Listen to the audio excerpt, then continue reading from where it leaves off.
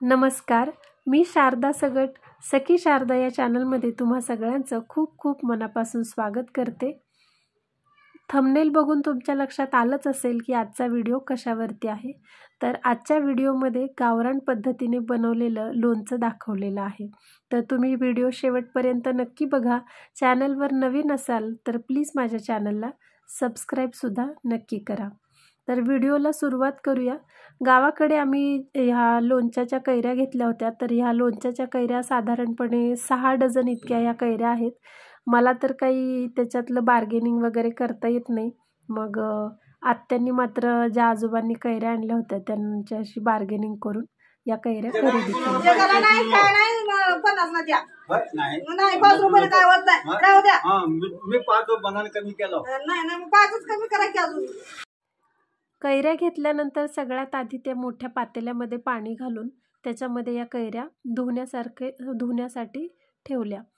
ज्यावेळी लोणचं बनवलं होतं त्यावेळेस आई गावालाच होती माझी, त्याच्यामुळे आईने मग मोहरी निवडून दिली। 1 किलो मोहरी वापरलेली आहे आणि इथे थोडेसे मेथीदाणे वापरलेले आहेत। तर साधारणपणे अर्धी वाटी वगैरे मेथीदाणे सुद्धा घेतले होते आणि ते स्वच्छ पाण्यामध्ये भिजत ठेवले। त्यानंतर आईने जी मोहरी निवडून दिली होती ती मी मिक्सरला बारीक करून घेतली। खूप बारीक करायची नाहीये पावडर, पण मोहरी साधारण फुटेल आणि त्याचे एकामध्ये 2 भाग होतील अशा पद्धतीने साधारणपणे ही मोहरी वाटून घेतली। बारीक मोहरी मिळाली होती त्याच्यामुळे ती वाटलेली आहे। मोठी मोहरी सुद्धा चालते। नंतर मामांनी सत्तूर जो होता त्याला धार लावून घेतली आणि मग सगळ्या कैऱ्या मामांनीच फोडून दिल्या आणि मग अन्वी होतीच मदतीला। संध्याकाळी ह्या सगळ्या फोडी मस्त स्वच्छ पाण्यामध्ये 2 वेळा धुवून घेतल्या, चाळणीमध्ये गाळून घेतल्या आणि मग मी त्या रात्रभर फॅनखाली सुकण्यासाठी ठेवल्या।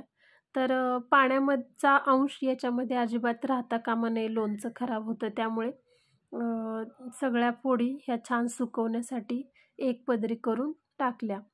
दुसऱ्या दिवशी सकाळी मग लोणचं बनवताना हे पहिल्या सगळ्यात आधी फोडी घेतल्या, त्याच्यामध्ये 2 पाकीट लोणच्याचा मसाला, 1 किलो मीठ आणि हळद असं साहित्य घालून आत्यांनी ते सगळं मिक्स केलं, एकजीव केलं।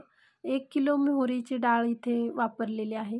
तुम्हाला जर खार जास्त आवडत नसेल तर थोडी डाळ याच्यातली तुम्ही मोहरीची कमी करू शकता, पण आमच्या इथे खार आवडीने खाल्ला जातो त्यामुळे भरपूर खार केलेला आहे। तर 1 किलो इथे मोहरी बारीक करून ॲड केली होती आणि नंतर मग आत्यांनी हे 3 भरण्यामध्ये हे लोणच्याच्या फोडी घालून घेतल्या। पुण्यात आल्यावरती 1 वाटी लसूण सोलून घेतला आणि मग तो चिरून घेतला। हे पूर्ण 1 लिटर तेल आहे, शेंगदाण्याचं तेल वापरले आणि आता याच्यात लसूण कढवून घालायचं आहे लोणच्यासाठी। तर हे दुसरं एक छोटं पातेलं घेतले, तेल गरम झाले त्याच्यात लसूण टाकायचा। लसूण कढवण्यासाठी शक्यतो मोठं पातेलं घ्या, कारण हे फुटू गेलं। तर हा भरपूर लसूण घेतलाय, लसणामुळे चव छान येते लोणच्याला। तर हे यातले जे बबल्स आहेत ते कमी होईपर्यंत आपण यातलं लसूण कढवायचं आहे। लसणाला साधारण थोडासा गोल्डन ब्राऊन कलर येईपर्यंत आपल्याला छान उकळून घ्यायचं आहे। ते त्याचा सगळा अर्क टेस्ट त्या तेलामध्ये उतरली पाहिजे।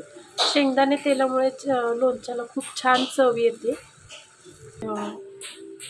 तेलाच्या कडेने ही जी वाफ सुटली आहे याचा अर्थ पूर्णपणे आता हे छान कडकडीत गरम झालेलं आहे तेल। तर आता या ठिकाणी आपण हा गॅस बंद करूया। छान मस्त लसणाचा फोडणीचा वास येतो आहे।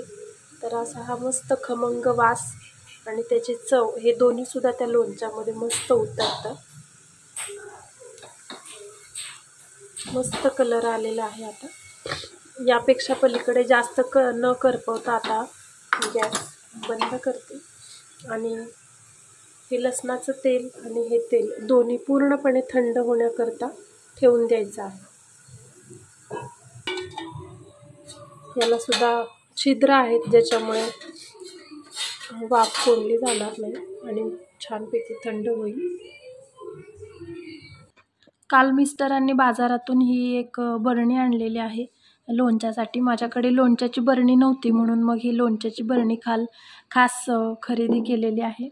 तर इतकं लोणचं या 2 बरण्यांमध्ये लोणचं हे गावाकडून करून आणले होतं.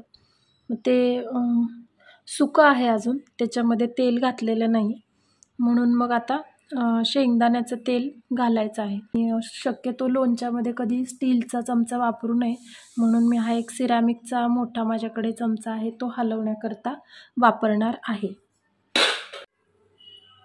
दोन्ही बरण्यांमधलं मी लोणचं याच्यामध्ये आता ओतून घेतलेलं आहे आणि तुम्ही बघू शकता की आम्ही गावाला हे जे लोणचं बनवलं होतं त्याच्यानंतर आता 10 ते 12 दिवस झालेले आहेत आणि कोळी आता सॉफ्ट झालेले आहेत.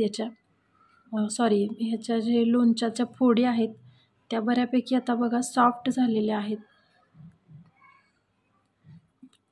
अजून तेलही घातलेलं नाही पण छान लोणचं मुरलेलं आहे किंवा असं सॉफ्ट झालेलं आहे हे. पण तेल घातल्यामुळे ते वर्षभर टिकेल आणि खराब होणार नाही. तर हे लसूण कढवून गार केलेलं हे तेल आहे. शेंगदाण्याचं तेल वापरलेलं आहे. शेंगदाण्याच्या तेलाने जास्त छान फ्लेवर येतो. तर आता मी हे सगळ्या लोणच्याला हे लसणाचं तेल जे आहे ते मी पसरवून घेते आणि मग छान आपण ते मिक्स करून घेऊयात.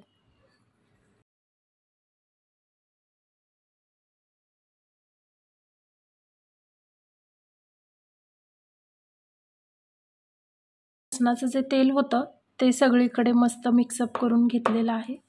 त्यानंतर 1 लिटर शेंगदाण्याचे तेल ओतायला सुरुवात करते. तर सुरुवातीला मी हे थोडंसं आधी तेल ओतून मिक्स करून घेते आणि मग पुन्हा एकदा तेल ओतूयात.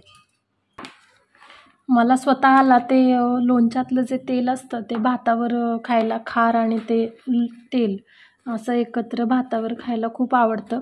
त्याच्यामुळे तुमच्या आवडीनुसार आणखी तेल तुम्ही याच्यामध्ये वाढवू शकता. या 6 डझन कैऱ्या होत्या आणि थोडंसं लोणचं गावाला आत्यामामांसाठी काढून ठेवलेलं आहे. त्याच्यामुळे साधारण 4 डझन वगैरे इतकं हे 4 डझन कैऱ्यांचं हे इतकं लोणचं असू शकेल. तर 1 लिटर तेल तर आरामातच लागतं. पण त्याहीपेक्षा जास्त तुम्ही तेल तुम्हाला आवडत असेल, त्या लोणच्याचं तेल घरी जर आवडीने खात असतील तर तुम्ही आणखी तेल याच्यामध्ये वापरू शकता. पण ज्या अशा कोरड्या फोडी आवडत असतील तर 1 लिटर तेल एवढं नक्की वापरावंच लागेल.